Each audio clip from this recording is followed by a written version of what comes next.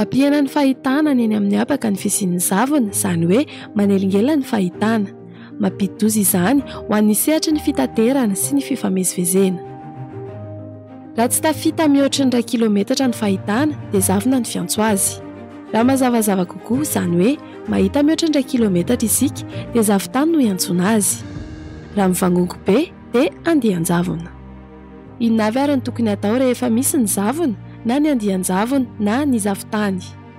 Ho an'ny mpamily eny amin'ny lalana, lalam-kidahana na ny lalam-pirenena, mba hisorohana amin'ny lozam-pifamoivoizana ary rehefa misy zavona dia malina trany, mandehana mora, ampirehety foana ny jiro manokana na ny feu anti-brouillard.